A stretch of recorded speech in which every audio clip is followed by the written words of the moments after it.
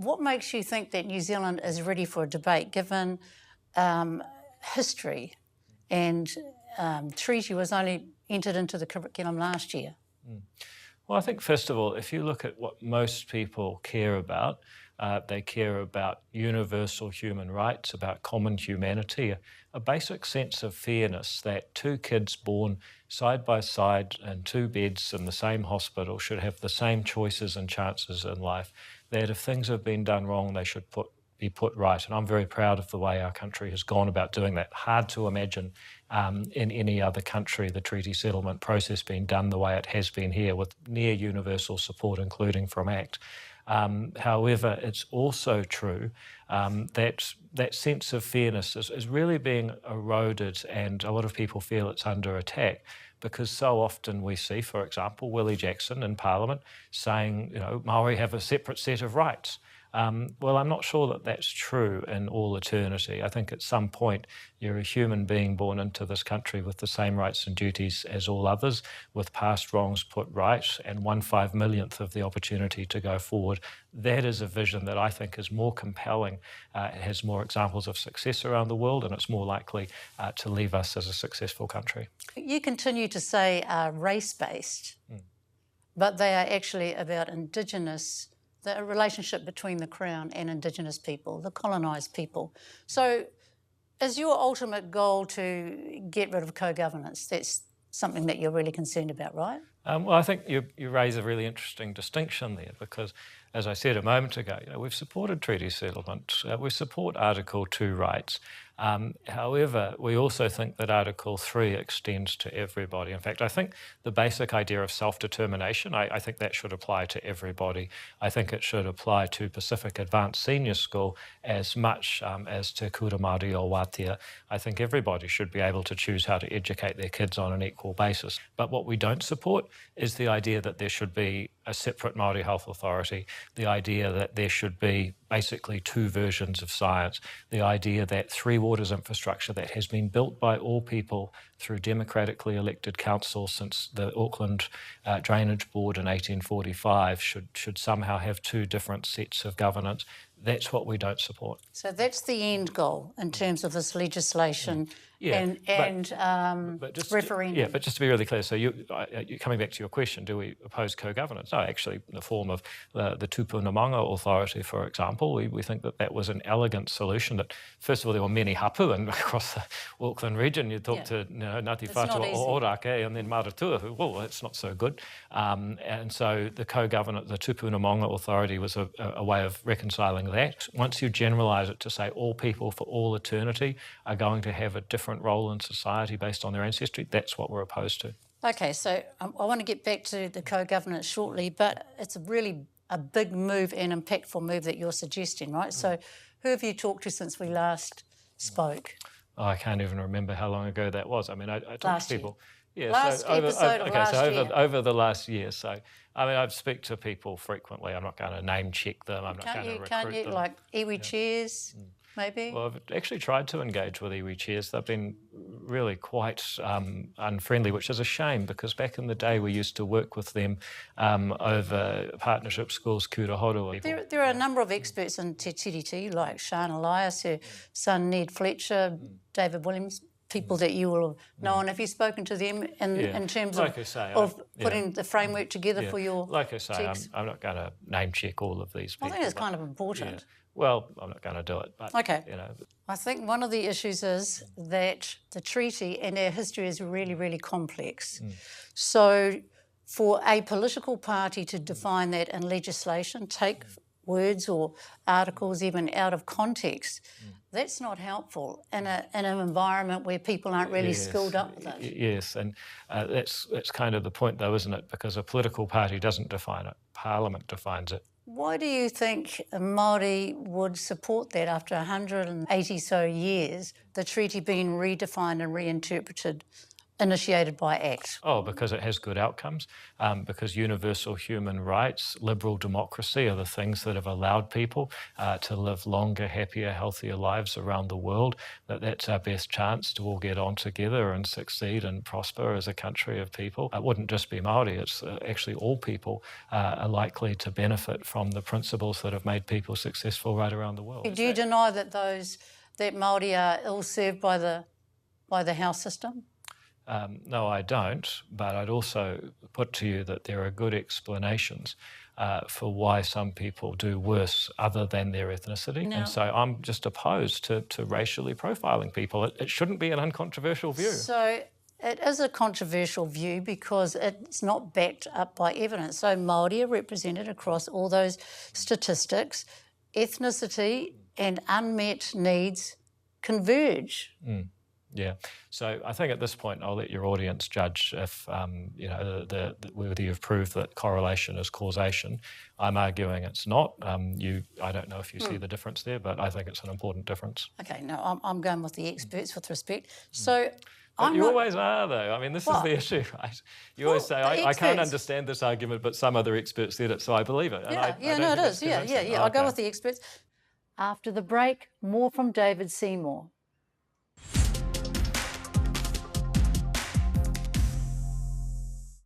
Ka pai, well, we continue on with our ACT leader, David Seymour. I wanted to know more about what's motivating the sort of language he's putting out there into what's become a highly charged election campaign.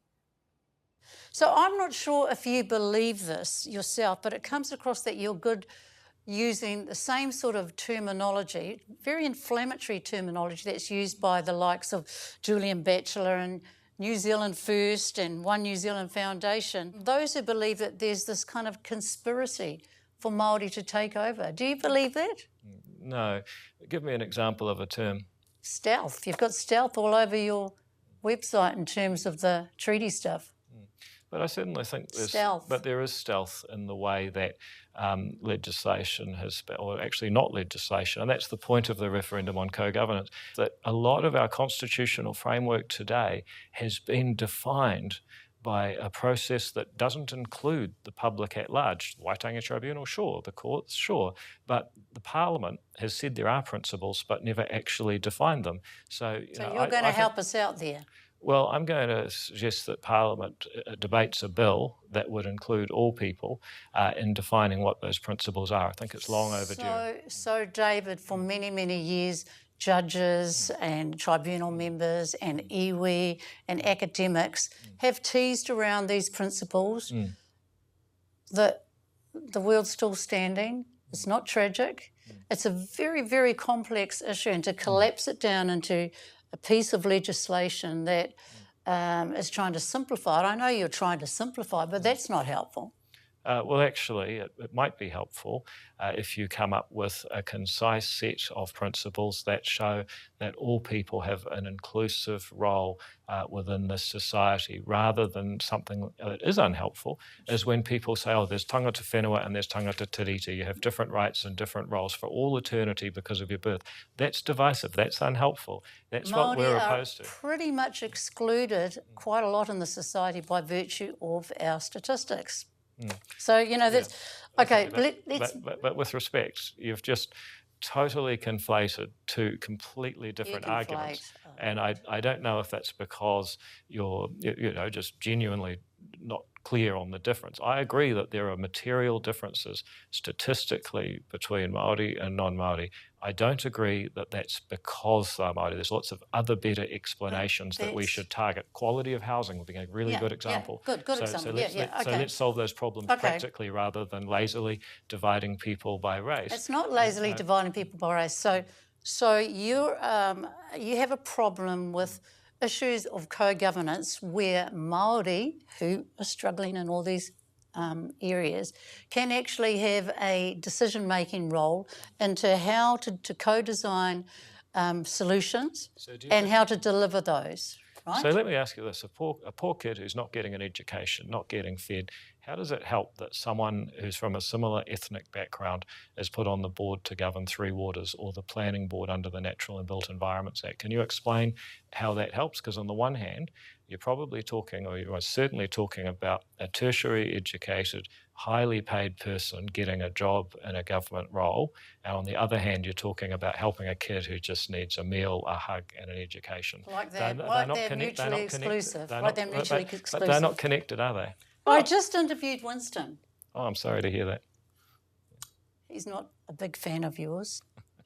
Geez, you've been putting out billboards against him. Is there a little bit of tension between the two of you? Well, put it this way, I just think that the guy's had enough chances, and it's very hard to justify that he deserves another one, given the lack of delivery, the letting people down, and often the harm that he's done to New Zealanders. So you wouldn't be forming a coalition that's national and New Zealand first? Basically every poll says he doesn't make it, and the ones where he does, let's see, I think it's more likely he's going to be a wasted vote. So I guess when I look at your policies, I get very worried because they do seem quite extreme to me. You want to abolish the Ministry of Women's, Pacific Peoples, Youth, Māori Development, Ethnic Communities and the Human Rights Commission. Well, if you give me a tangible example of something the Ministry of Women's done for you in the last decade that's beneficial, well, we consider our position. Help push women onto different boards, advocate for women. You've got the Human Rights Commission that pushed for a hearing on state abuse.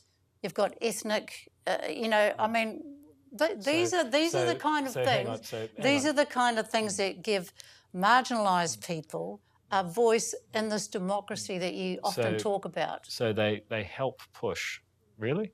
Advocate, okay, monitor. Yeah, right. So I said something tangible. And the best you can come up with is help, meaning that someone else did it too, help push. If that's the best they can do. I just don't think it's worth tens, actually hundreds of millions of dollars for organisations that deliver no tangible results. New Zealand has got a great global rating for ease of doing business. First of all, you're right, New Zealand has a great rating for doing business, but those indices, they're based on how easy is it to open a bank account and register a company. All that stuff's easy, I agree. But you try getting foreign direct investment. We're the fourth hardest country in the OECD for that. You try getting a resource consent to develop something. We're really tough to do that. You try, for example, trying to get through the Health and Safety at Work Act, where you have to take all practicable steps, even if they're not reasonable. So then you ask, why don't we have an Aldi? Why don't we have another supermarket competing in New Zealand to improve productivity and drive prices down for consumers? Because that's what's really hurting day-to-day people, is getting more competition, better supply chains, cheaper prices, so people can actually afford to fill up their trolley, maybe have some money left to do something fun at the end of the week. It's because there is far too much red tape and regulation. We're just not getting people that want to come and do business here. We're not getting the competition, and we're paying some of the highest prices in the world. Including wages, which you've got a problem with, eh? You want to get rid of the fair pay agreement? It's introducing more bureaucracy. In the wake of the Employment Contracts Act, where we went to individual contract-based employment law, the productivity growth, labour productivity growth in New Zealand was higher in that period in the 90s than it had been for a long time, or since we started tightening up labour law again. The labour share of the economy actually increased in that period. So the idea that we need to introduce new bureaucracy, massive union contracts for everyone in the country, where my butcher is trying to work out if they're in the retail collective or the hospitality collective. I'm sure they're bright enough to work it out. But hang on a second. There's no point. Don't attack my butcher's intelligence. My question. I like how you do that. I like how you throw that little wee thing out there. You did that last time too. I know. Well, that's why it's so much fun. Oh, my question is, why should they spend time solving that problem when they could be working out how to cut up meat, present it, sell it to you at a lower, more affordable price and a higher quality? Wouldn't it be better if our butchers were focused on that instead of negotiating fair pay agreements? No, wouldn't it be better if people got great wages? Well, that's obviously the goal, but I just don't think fair pay agreements will get you there. Yeah, so you want to get rid of that. Look, of course. I just want to say that it seems that the only thing you don't want to get rid of is prisons. Yeah. Yeah. So prisons don't work. Really? No, they don't. Recidivist offending occurs mostly in those that go into prison for a short amount of time. So you're proposing to have Was it 1,000 Well, new beds? we propose 500 new prison beds, and also to staff up some of the existing ones that physically exist but aren't staffed in order to restore 2017 levels of prison capacity. We changed the Sentencing Act so people get sent to prison more often if they commit serious crimes. Then we say if you want early parole, learn to read, get a driver's license. No more of this sending people out with no life skills. Here's $320, go down the road, don't come back. We have a 70% recidivism rate because we don't even try to stop recidivism. So it's not a question of, the Māori Party will say no prisons, see what happens. That's a disaster. Or lock them up, throw away the key, treat people inhumanely, see what happens. That's a disaster. There's actually a middle way, which is prisons which are truly focused on rehabilitation, preventing recidivism. That's the only option we have left because those other two options, they don't work and they've left us less safe than we need to be. Every country where they've got a huge incarceration rate is rethinking. Putting them all in the one space, what could go wrong? No. What could go wrong? It's not what we're proposing at all. What we're proposing is that corrections should run a youth wing. That should be separate from adult prisoners. That should have a number of small facilities that are nonetheless secure but close to the community, where rehab is the main goal. Because at the moment, we're basically saying there is no ultimate consequence right up to the point where you turn 18, then the door slams shut on an adult jail and you think, gee, I wish someone had told me there were consequences a bit earlier. I think what we're doing now is actually cruel and counterproductive. Do you know, I talked to Dennis O'Reilly recently who said to me that he was working with a couple of young people in the Hawke's Bay who were doing things like that. And their idea is to wrap themselves around and try and nurture, because some of these kids have got very, very complex needs. So sending them off to prison or sending them off to a facility is not going to help them. Well, actually, they could be the same thing. I don't think that they're different. It may be that in these facilities, it's the first time that the kid has had the mental health support, the physical safety, the nutrition, the learning opportunity. So it's not necessarily the case that you're locking them up and throwing away the key. On the other hand, if you say there is no ultimate consequence, there is no place you don't want to go, then kids will just continue to offend, wraparound or not. More to come from David Seymour after the break.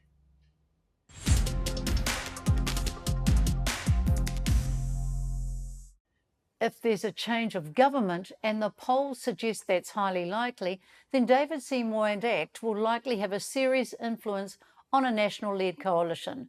But already he's talking about a confidence-only deal which would require the National Party to get ACT's backing for all government spending or supply decisions on a case-by-case basis. That's if the larger party is not prepared to fully share power. Confidence and supply, can you explain that? Yeah, look, ACT is saying three things in order of priority. Number one, we're here to change the government. If you give a party vote to ACT, you help ensure the government changes. Number two, our preference is a tight working relationship with the National Party so that we can implement a work plan to turn this country around, because we're going to need it if you've seen the government's books. The third thing is that we are prepared to put down the baubles of office. We're not going to take the ministerial limos and the baubles just in order to get a decent pay packet for ourselves. We're prepared to turn that stuff away if we've got to play hardball and go vote by vote to get the results for New Zealanders. And I think that's a very compelling narrative for us. I think it sounds like blackmail. Really? Yeah. Oh, yes, it's a suspicious mind there, Moana. I mean, it sounds like actually people that aren't seduced by baubles and are prepared to stand up on principle for a country that badly needs it. What is it that you admire and respect about Chris Luxon? Oh, look, Chris has worked extremely hard throughout his life and he's achieved a lot along the way. And I always admire someone that gets up early, works hard and makes a difference in their own life and the life of people around him. And I think Chris is someone that's done that. Would you work with the Greens? No, I mean, they're so destructive. I mean, ultimately, they are anti-capitalist. They're not pro-environmentalist. I mean, they want to destroy the way that the world works today. They actually don't see, climate change as the big problem. It's just today's problem. The real thing they're opposed to is a capitalist society that has allowed people to live twice as long and there to be so many of us here. I'm pro-human. I can't work with them on that basis. Hey, you might be the next Deputy Prime Minister of New Zealand. What message do you have to Māori who might be genuinely worried about the kind of ideas you're proposing and the kind of language that you use? Oh, look, first of all, no one's even voted yet. Obviously, I'd be honoured to serve in any role, but there's a lot of water to go under that particular bridge. Second of all, you know, Willie Jackson said that I'm the most dangerous man in Aotearoa. Without doubt, the Donald Trump of New Zealand politics. Because Trump, but here's the thing, Bomber. Trump did the same thing. The judges don't know anything. Every court, every appeal court, every Supreme Court, the Privy Council have all said how Māori have Indigenous and treaty rights. I wish that I was as powerful in reality as I am in Willie Jackson's mind. You're a little bit obsessed with him, aren't you? No. I just think he's good fun. Well, Morgan Godfrey said the same thing too. What, that I'm good fun? No. That was quick though. Look, I think, let me just finish that thought. You know, I'm the most dangerous man in New Zealand, but only for Willie Jackson. For everyone else, actually, ACT is a great opportunity to be a more inclusive, more humanistic society based on liberal democratic principles, where each person has 1/5,000,000th of the opportunity this country has to offer. Right now, we're trying to divide people legally, but we're not delivering on the opportunity practically. And ACT's view, we've walked the talk with charter schools, and we can do that in many other ways around housing and welfare and healthcare. You know, we want to actually walk the talk and make sure that 1/5,000,000th of the opportunity this country has to offer is a practical reality for all people. But we're not going to do that by dividing ourselves legally so that somebody gets to be on the board of a planning or Three Waters entity while someone else down the road is going hungry. That approach has failed in both ways. Our approach succeeds in both ways. And that's why if I was Māori, in fact, as it happens, I am Māori, I'd be giving my... I'd be giving, well, I wanted to say hypothetically, I'd give my party vote to ACT. I don't know about that, but anyway, thank you very much once again. Thanks for your time. I really appreciate it. Absolutely. Great to see you again. Kia ora.